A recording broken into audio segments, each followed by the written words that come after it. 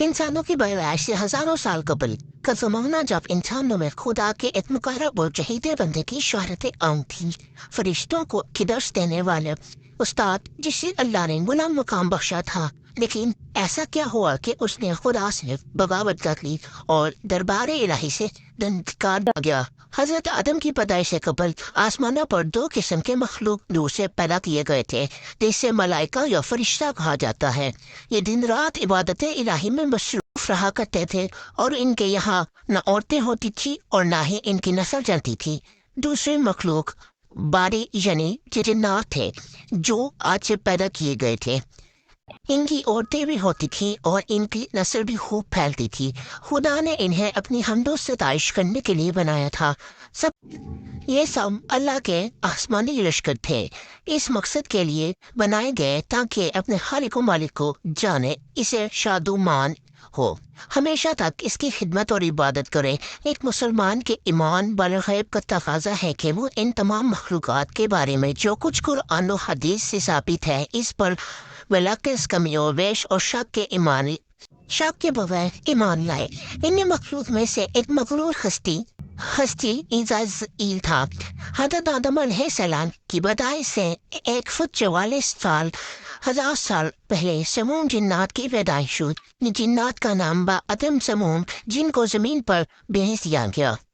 300 سال گزرنے کے بعد زمین پر اسے اپنی نسل کی جن مخالف ملے، جس سے اس نے شادی کر لی اور وقت گزرنے کے ساتھ کثیر تعداد میں اس کے اولادیں ہوئیں۔ ابتدا میں یہ قوم جنات اللہ کی فرمانبردار اور اطاعت گزار تھے، لیکن بہت جلد یہ سرکش اور نافرمان ہو گئے، جن کی بدعمالیوں کی حد پار ہو گئی تو کثیر تعداد میں جنات نے موت کا ذائقہ چکھا اور وہ مر گئے۔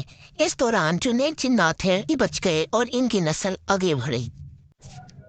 انہیں جناتوں میں ایک مشہور جن پالی تھا۔ جن چالب کا چہرہ ببر شیر جیسا تھا۔ جن چالبہ نہایت ہی قد اور بہادر تھا، جس کی بیوی کا نام تبلیغ تھا، جس کا چہرہ بھیڑیے کی مادہ کی طرح تھا۔ وہ اپنے شوہر کی طرح دلیر اور طاقتور جن تھی۔ اس کی تمام قوم پر اس نے اپنی دھاک بٹھا رکھی تھی اور قوم کا بچہ جن چالبہ کا احترام کیا کرتا تھا۔ ان کے ہاں ایک بچے کی پیدائش ہوئی جس کا نام عزازیل رکھا۔ عزازیل میں اپنے ماں اور باپ دونوں ہی خصوصیات شامل تھیں، یعنی وہ نہایت ہی سرکش، مکار، بہادر اور طاقتور تھا۔ قوم روایت کے مطابق قوم جنات کو دنیا میں بسایا گیا اور یہ حضرت آدم علیہ السلام کی پیدائش سے 50,000 قبل کا زمانہ تھا۔ بہت جلد یہ جنات سرکش ہو گئے اور خدا کے نافرمان بن گئے۔ جب جھگڑے اور فساد سے زمین لرزا اٹھی تو آسمان سے فرشتوں کو حکم دیا گیا کہ جاؤ اور ان سرکش جنات کو مار پھینکو۔ لہٰذا اس کائنات میں خون ریز جنگ ہوئی، جس میں عزازیل کے ماں باپ یعنی چلاپا اور تبلیغ نے بڑی بہادری سے جنگ کی، لیکن فرشتے ان پر غالب آ گئے۔ ناتوں پر اس طرح پڑتا کہ وہ اشک کھا کر گر پڑے۔ کسی جنگ کے دوران عزازیل کے ماں باپ مارے گئے اور قوم جنات کی سرکش جنون کو قیدی بنا لیا گیا۔ ان قیدیوں میں شہزادہ عزازیل بھی تھا۔ فرشتے جب اسے بارگاہ الہی میں لائے تو ان کو حکم ہوا کہ عزازیل کی بہترین تربیت کرو۔ چنانچہ فرشتوں نے عزازیل کی بہترین تربیت انداز سے عبادت ریاضت کے طریقے اور آداب سکھائے کہ اس طرح وہ بہت جلد اللہ کا مقرب ترین بندہ بن گیا۔ ایک وقت ایسا آیا کہ عزازیل اللہ کا سب سے چہیتا، عبادت گزار، ریاضت کرنے والا اور ظاہر بندہ تھا، جس میں اس کا کوئی ثانی نہ تھا۔ حکمت و دانش مندی میں اسے کمال حاصل تھا۔ عزازیل اپنی عبادت و ریاضت کی وجہ سے اس درجے تک پہنچ چکا تھا کہ اسے فرشتوں کا معلم مقرر کر دیا گیا۔ اسے آسمان والے عابد کہہ کر پکارنے لگے۔ حضرت قابل اخبار کا بیان ہے کہ عزازیل 40,000 برس تک جنت کا خزانچی تھا، 80,000 برس تک فرشتوں کا ساتھی رہا۔ لہٰذا ایک روز عزازیل نے لوح محفوظ کو دیکھا کہ اس میں اپنی غرور و تکبر بنا پر اس کی ہزاروں سال کی عبادت و ریاضت ضائع ہو گئی اور عرش سے فرش پر پٹک دیا گیا۔